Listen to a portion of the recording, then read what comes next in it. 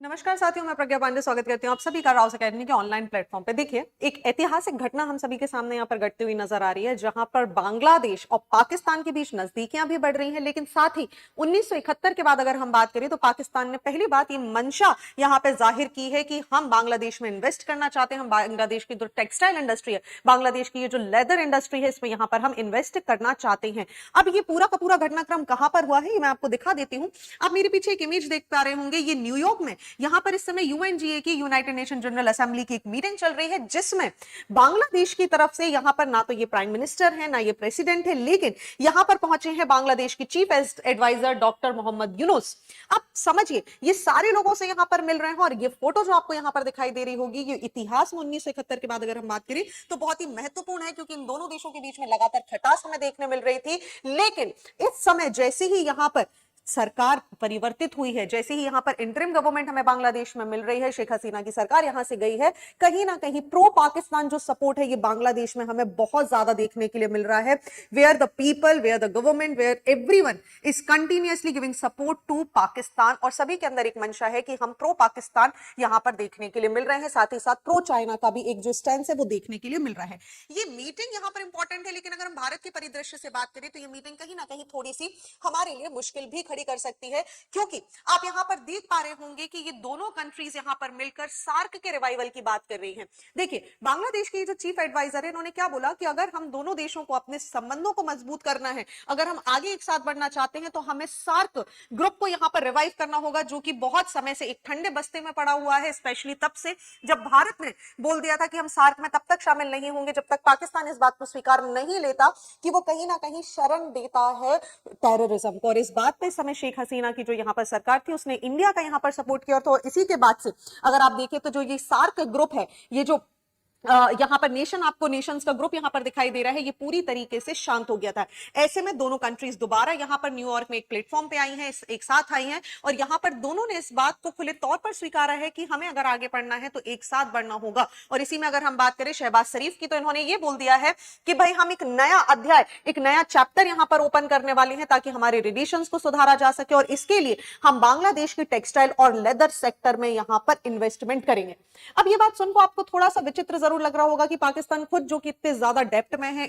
IMF से loan मांग रहा है, वर्ल्ड बैंक से लोन मांग रहा है, दूसरे देशों ने इसके ऊपर सैंक्शंस लगा रखे हैं। अभी रिसेंटली हमने कवर करा था कि ईरान ने भी यहां पर पैसे मांग लिए कि भाई हमारे पैसे दो, रशिया भी यहां पर पैसे मांग रहा है। ऐसे में पाकिस्तान किस तरीके से बांग्लादेश की मदद करेगा, तो देखिए आपको यहां पर याद रखना होगा, चाहे आप बांग्लादेश की बात करें चाहे आप पाकिस्तान की बात करें, you have to remember about the USA, and if USA wants तो ये दोनों जगह पर तख्ता पलट भी करवा सकता है, जो बांग्लादेश के केस में हमें सही होता हुआ भी नजर आ रहा है। और चाहे अगर तो आप देखेंगे कि दोनों कंट्रीज को यहां पर यूएसए लोन भी दे सकता है टू सपोर्ट देम, और ये बात हमें देखने मिली रिसेंट मीटिंग में। लेकिन आगे बढ़ने के पहले मैं चाहती हूं आप ये सार्क नेशंस यहां पर देख लीजिए। इसमें आपको बांग्लादेश, अफगानिस्तान, भूटान, मालदीव, पाकिस्तान, इंडिया, नेपाल और श्रीलंका देखने मिलेंगे, जहां पर इंडिया को अलग करते हुए यहां पर एक नए ग्रुप को बनाने की भी बात की जा रही है। रिसेंटली कुछ दिनों पहले मैंने एक यहां पर वीडियो भी कवर किया था, जहां मैंने आपको बताया था कि किस तरीके से बांग्लादेश में खुले तौर पर यह बोला जाने लगा है कि हमें पाकिस्तान के सपोर्ट की आवश्यकता है, और इंडिया ये नहीं चाहता। आप ये पीछे देख पा रहे होंगे, जहां पर ये बांग्लादेश के एक प्रोफेसर हैं जो खुले तौर पर बोल रहे हैं कि इंडिया नहीं चाहता कि हम बांग्लादेश के नजदीक आए, लेकिन भारत से भी ज्यादा अगर हमारा कोई क्लोज रिलाय है जिसपे हम हमदर्दी दिखा सकते हैं, जिससे हम दोस्ती का हाथ बढ़ा सकते हैं, वो पाकिस्तान है। और हमें यहाँ पर न्यूक्लियर पावर बन के आगे बढ़ना होगा पाकिस्तान की मदद से। ये चीज बहुत ही नॉर्मल आज की डेट में आपको देखने के लिए मिलेगी। और इस पूरे के पूरे रिजल्ट का आउटकम ये देखिए, जब मैं ये वीडियो यहाँ पर रिकॉर्ड कर रही हूँ, तो प्रेसिडेंट बाइडेन, जब हम यूएसए की बात करें, उन्होंने खुले तौर पर सपोर्ट कर दिया है। You can see all these photographs, all these gesture, जो अपने आप में इस बात को बता रहे हैं कि किस तरीके से जो यहाँ पर यूएस गवर्नमेंट है, इन्होंने डिक्लेयर कर दिया है कि भाई हमारा पूरा समर्थन है डॉक्टर यूनुस की गवर्नमेंट को। अब आप सोचिए, डॉक्टर यूनुस, इनके पास कोई बहुत बड़ा पद यहाँ इनको नहीं दिया गया है, ठीक है, ये एक चीफ एडवाइजर के तौर पर यहाँ पर काम कर रहे हैं, लेकिन इस समय ये वही भूमिका निभा रहे हैं जो किसी देश का राष्ट्रपति, किसी देश का प्रधानमंत्री या किसी देश का फॉरेन मिनिस्टर हमें निभाता हुआ दिखता है। और ये बहुत ही इंपॉर्टेंट भी हमें समझना होगा कि बांग्लादेश की दृष्टि से ये जो घटना, ये परिदृश्य जो घट रहे हैं बहुत महत्वपूर्ण है, क्योंकि इस समय बांग्लादेश की जो इकोनॉमी है ये लगातार कम होती जा रही है। रीजन, बहुत सारी जो टेक्सटाइल इंडस्ट्री है वो यहां पर जो ये इंसर्जेंसी हुई, जो यहां पर गवर्नमेंट का गिरना हुआ, उसके बाद दूसरे देशों की तरफ इन्होंने रुझान ले लिया है। अब अगर यूएसए किसी देश को सपोर्ट कर रहा है तो आपको क्यों नहीं लगता है कि वर्ल्ड लेवल की जितनी भी बड़ी बड़ी इंस्टीट्यूशन है वो इसकी मदद नहीं करेंगे? और इस बात का प्रत्यक्ष प्रमाण आपके पास है। When I am recording this video, ये उसके कुछ ही घंटे पहले घटी ये घटना है जहां पर वर्ल्ड बैंक के जो प्रेसिडेंट है, इन्होंने बांग्लादेश के chief adviser professor Mohammad Yunus के साथ मीटिंग करी और यहां पर इन्होंने बोल दिया है कि हम 3.5 बिलियन डॉलर यहां पर आपको प्रोवाइड करेंगे इस फिस्कल ईयर में, ताकि रिफॉर्म्स किए जा सके आपके सेक्टर्स में। अब आप समझिए, मैंने आपको बोला था यूएसए चाहेगा तो वो आईएमएफ को फोर्स करके, वो वर्ल्ड बैंक को फोर्स करके दोनों देशों में चाहेगा तो बहुत सारा पैसा यहां पर इन्वेस्ट करवा सकता है टू रिवाइव देम,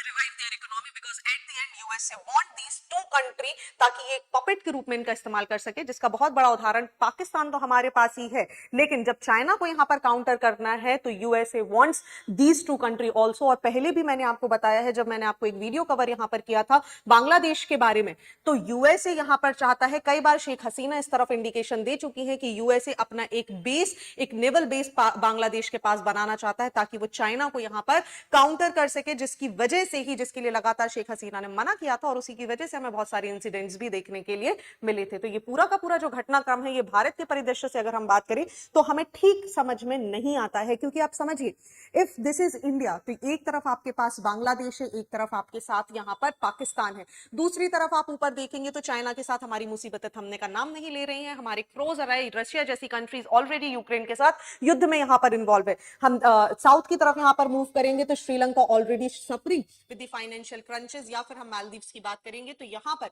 इस समय भारत की अगर हम बात करें तो मल्टी फ्रंट्स पर भारत यहां पर किसी ना किसी दिक्कत, किसी ना किसी मुश्किलों का सामना जरूर यहां पर भविष्य में करता हुआ हमें नजर आएगा। अब ये हमें देखना होगा कि भारत की जो पॉलिसी है, जो फॉरेन पॉलिसी है, वो किस तरीके की होती है और किस तरीके से ये फॉरेन पॉलिसी भारत को ये पूरा का पूरा टाइम पीरियड सर्वाइव करने में मदद करती है, या जिस तरीके से हमने देखा कि भारत एशिया की थर्ड पावरफुल कंट्री के रूप में उभर कर आया है, क्या उसका कोई इंपैक्ट यहां पर पड़ेगा या फिर नहीं। हालांकि ये बोलना कि भाई प्रो पाकिस्तानी गवर्नमेंट के आने की वजह से इंडिया के रिलेशंस खराब हो गए, ऐसा नहीं है। अगर हम खालिदा जिया की भी बात करें, जो इसके पहले शेख हसीना के पहले यहां पर पावर में थी, वो भी पाकिस्तान की कई यात्राएं करती थी, प्रो पाकिस्तान सपोर्टर वो हमेशा से रही, और उनके टाइम पीरियड में भी हमने देखा कि India has maintain good relation. लेकिन इस समय कंडीशन थोड़ी सी अलग है, इस समय सिचुएशन बहुत अलग है, क्योंकि भारत के राष्ट्रपति भारत के जब प्रधानमंत्री की हम बात करते हैं, जब वो जो बाइडेन से यहाँ पर मिलते हैं और हिंदू माइनॉरिटीज के बारे में उनको आवाज उठाने बोलते हैं, तो यहाँ पर यूएसए की तरफ से कोई भी स्टेटमेंट नहीं आता। ऑफिशियल तौर पर जब दो देशों के बीच में बात होती है तो इन बातों को लिखा जाता है, जिक्र किया जाता है, लेकिन यूएसए की तरफ से किसी भी स्टेटमेंट में हिंदू माइनॉरिटीज के साथ होने वाले अटैक के बारे में चर्चा नहीं की गई। और इसका कारण हमें समझ में आ रहा है, because USA wants to give full support to Bangladesh. और ऐसे में यहां पर ये चीजें ना करके भारत को थोड़ा सा यूएसए यहां पर दरकिनार करने की कोशिश कर रहा है और बांग्लादेश का यहां पर समर्थन करने के लिए जो उससे हो सकता है वो करने की कोशिश कर रहा है। बिकॉज एट द एंड आपको पता है, कहीं ना कहीं वर्ल्ड लेवल पर इस बात के इंडिकेशंस भी दिए जाते हैं कि यूएसए ही इस सब चीजों के पीछे है, जो बांग्लादेश में अस्थिरता है, बांग्लादेश में ये जो चीजें घटी हैं। और इसी के साथ अगर हम देखेंगे तो यूएसए इसको रिवाइव करने के लिए और कहीं ना कहीं एक इकोनॉमिक बर्डन के साथ इसको बांधने के लिए वो सारी चीजें करेगा जो यूएसए कर सकता है। तो आपका क्या विचार है, आप मुझे कमेंट सेक्शन में जरूर बताइए। Thank you and see you soon.